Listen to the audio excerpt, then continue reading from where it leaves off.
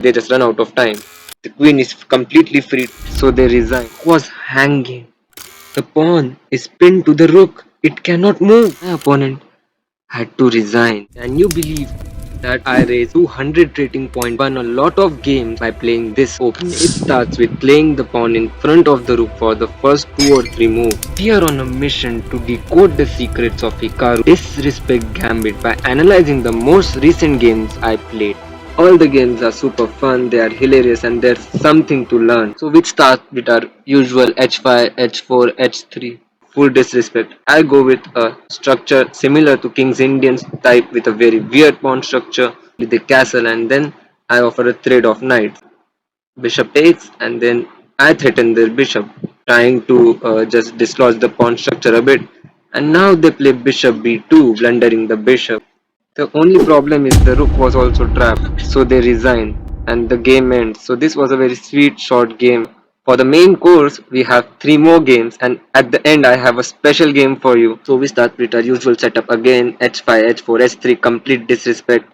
But the problem is in this game, I get a very bad position from the opening, but I play h5. The plan is just to attack the opponent's king. We often end up in a time scramble.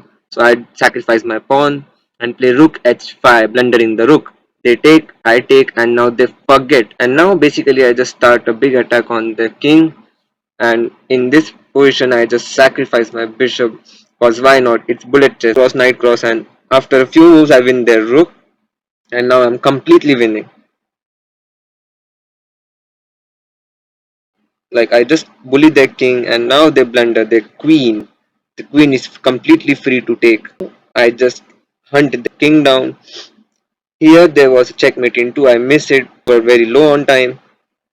And then here we are very low on time, so I sacrifice my queen for their rook because I know that this endgame is winning for black. The idea is that my king is in the square of their pawn. So what I do is take their pawn and set up a structure like this. They cannot take my pawn as the other pawn will then promote itself. It has a red carpet in front of it. I just move my king to promote the pawn. They resign. This game was very funny. It starts with e4, I play a5, and my opponent mimics me by playing a4. So I play h5 and they copy me again. So they were laughing on me. So basically what I did is double pnk to my bishops. I get into this structure and I long castle. The structure is very close, and here I try to get a pawn break and attack the king. And now after a few moves I have 2 rooks staring at the king. Meanwhile, they cannot get any progress at my king side because it's locked. And after a few moves of action, here with less than 1 second on the clock, I sacrifice my queen for a rook. Now they had 6 seconds to think. They take 3 seconds to make that move. I take the pawn with a check. They move the king out and I take another pawn, and basically they just run out of time. So I win. This game was bananas. A4, A5, and we do our typical stuff. You see the same structure again. And here in this game as well, I go for a King's Indian type setup. It's pretty solid. Here my opponent tricks me and gets 2 pawns, and now my queen is hanging. And I blunder with 54 seconds on clock. I castle. My queen was completely free to take, but the castle. And now I notice it and play queen b3 and queen b6, blundering the queen. The pawn is pinned to the rook. It cannot move. You should always remember, pinned piece is a poor defender. Means, if I take the queen, after pawn takes, I get a free rook. We trade rooks, and the game goes on for a few more moves. After that, they resign. So always you should check for tactics, and if your opponent hangs a queen, take it.